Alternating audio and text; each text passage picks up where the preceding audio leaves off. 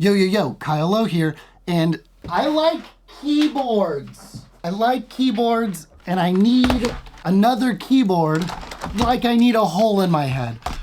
But I've been getting these targeted ads for a new Logitech mechanical keyboard that's specifically made for Mac. And I don't need it. It's $130. And I shouldn't spend that money on it, but I saw Amazon had an open box one for $70, and I'm just really curious about it. This is the MX Mechanical Mini, and there's a non-Mac specific version, and they actually have like different options. You can have like clicky or not clicky. There's three, and it's basically the same as the like mechanical keyboard enthusiast style switches. That's the word, switches. But the Mac one specifically just comes with the quiet switches. I forget, like blue, red, and brown. I don't know. I'm not like a serious keyboard person.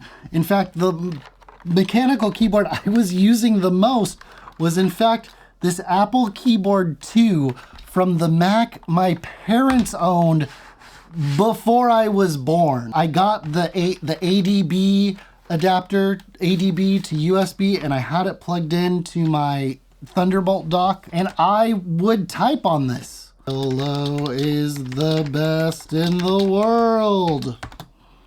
You know, whatever. But during the pandemic, and when Lauren and I were working in our offices at home the most, Lauren was like, your typing is way too loud. So I switched back almost full time to my old iMac chiclet style keys, much quieter, and honestly fine. And I use either in a loop rechargeable AA's in it, or the IKEA ones, which are basically the Inaloops rebranded, and it's fine. And in fact, I still really like this over the newer one because it's got the inverted Tetris piece for the arrows, and I can feel where left and right is without looking at it. The newer keyboard has the full size, full height, left and right, and I hit the wrong one all the time. So I'm also glad that the MacBook itself went back to these style arrow keys. This was actually a terrible board to edit video on because its arrow keys were in a row. This is left and right. I would hit escape on accident all the time. So not ideal, but if I was typing, it was nice. And I didn't technically pay money for this board, but I did have to spend like $50 to get the ADB to USB adapter. But I think I primarily used it out of nostalgia, because it's cool. This is the little adapter. So I plug in the ADB cable, and then it gives me USB. It's great. I don't think you can find these anymore. New, still in the packaging, but you might be able to find one on eBay every once in a while from iMate. Actually, where is the ADB cable? I'll have to find that ADB cable. I don't know where it is, but this office is a mess. Anyway, I'm just really interested in this, so I forked over $70 on this open box. No, wait. See if these truly are quiet, and if I can have another option that I can switch out my old iMac keyboard with occasionally to give my fingers some variety here and there. I do like that it's got a rechargeable battery that recharges over USB-C, and then I can connect multiple devices and switch between them pretty easily, which I think is pretty common for Logitech keyboards these days. Oh yeah, look at that. I can press device 1, device 2, device 3. I actually have the Logitech iPad case with the magnetic attaching and detaching keyboard and trackpad. Super handy. But again, I run into the problem. Lauren tells me this keyboard's too noisy. So I need something a little bit quieter than this as well when I'm using my iPad keyboard. I doubt this is the wrapping that it originally came in, but so I can't speak to if you're buying one new, but this does seem pretty nice, and it's got the little kickstand feet. I can prop it up, but I like it pretty flat. Kyle Lowe is the best in the world. These are the quiet ones. I don't think I'm gonna be able to get away with this noise. I think it sounds great. I'm just worried I'm not gonna be able to get away with this sound. The keyboard shortcuts, I should have looked at these before I purchased this, because this is kind of interesting. I use the F3 shortcut on a Mac all the time to show all my windows, and then I do Command F3 to show the desktop, like a bunch. So I will be sad to not have that. But keyboard backlight brightness, I think this one's Siri. This one's a talking person. This one looks like emojis. Screenshot is nice. Command Shift 3, 4, 5, a bunch. But if that's just a quick one, that'll be nice. Mute my mic. Search, spotlight search, play pause, volume down, volume up, lock or sleep. And then there's this escape key to lock the function. But this also has a light bulb on it. So yeah, I guess if I do escape and then that, what does the light bulb do? And this must be sleep, but then this is also lock. Interesting. But it is nice they were able to squeeze home and page up, page down on this small little board. And although this has full height left and right keys, I will know if I've nailed the arrow keys because it's got a little indicator on the down key. That I was pretty stoked for. But yeah, are these more brown or more red? And can I pull them off? Do I need the tool? I know nothing about building mechanical keyboards. I have friends who keep telling me to buy and build a mechanical keyboard, but I don't know. It seems like a big investment, a big time commitment, and then like deciding on what keycaps I want and switches I want. It just seems overwhelming. So this seemed like a good entry into mechanical keyboards with everything kind of selected for me. And being able to get this at $130, but even cheaper with an open box one. Oh, let's test the USB-C cable on what it actually does. Is it just a simple power USB 2 cable, or is it like maybe we got lucky and they put a nice USB 3.1 Gen 2 cable in here? I doubt it. It doesn't feel like it's a very robust data cable, and it's not. There is some data that goes through here, so that's nice.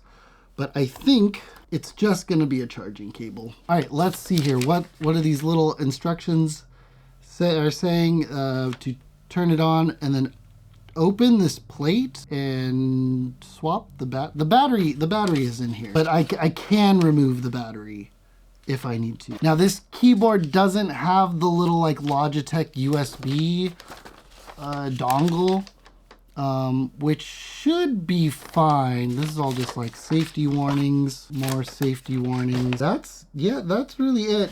This does seem to say that if I press down 1, 2, or 3 for 3 seconds, I can connect it. Oh, no, wait. I go to this website to set it up. Okay, that's interesting. This out of the way. Let's just go ahead and plug this bad boy. Okay, I don't know if this has a charge. Someone else had it before me. Maybe they charged it. Maybe they didn't. Maybe it came with the charge. Maybe it didn't. So I'm just gonna plug this into my MacBook. Oh, we got a little green indicator light. Oh, I guess I can flip these feet up so that this doesn't run into the MacBook. Yeah, I'm connected. I got the green light flashing, or it's like heart beating like an old MacBook would. That's kind of cool. Yeah, let's power this on. Now with this plugged in, does it read as a keyboard? No. Okay, that would be helpful if this could have been USB-C to USB and have this work as a connected keyboard. I could have use for that, but it doesn't seem to be the case. Or maybe what if I turn this back off? If I turn this back off and I've got USB connected, no, it still doesn't work as a connected keyboard because I've got the old iMac back here, and I have a dedicated Logitech keyboard and mouse that uses the little USB dongle just for me to interact with the iMac. The iMac does turn on. I've got some stuff loaded in it. I sometimes use it in the background of videos. It gets hot, and I haven't figured out how to make the screen stay on for longer than 15 minutes. So I don't often use it. But yeah, I could plug this into the iMac or any other computer and use it, but it seems that I can't. That makes me sad. Okay, so I want to pair it with my computer. I'm going to make that number 1. I'm going to push and hold for 3 seconds. I'm going to open system settings and Bluetooth and connect the MX mechanical board. Is it going to make me type in a number to confirm pairing? This is taking a while. Oh, it didn't connect. Let's try again when it's flashing here. Ah, okay, here we go. 1, 9, 1, 9, hit the return key.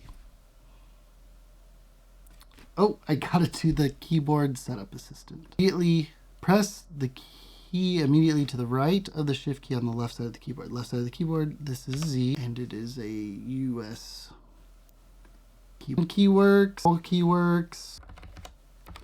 Yeah, that's just brightness on here, so that's not really a big deal. Volume up, volume down, sleep, lock. I don't know what that does. Light bulb. I don't know what that is doing. But how do I get this function? Lock. I don't know how to get those to work. Oh yeah, is this Siri? No, not you. This is emojis. Maybe I need to be typing. Ah, this is emojis, so like the function key would do. How do I get this function key to work? That I'm not 100% sure. Interesting. Cool. And then I can connect this to my iPad and phone as well. And I can have a little keyboard. If you watch the last editor podcast, Gilbert had his free write traveler, and I was kind of jealous of it. And maybe that's why I got this, is so I could have a nice keyboard to take with me. It does feel substantial in my hand,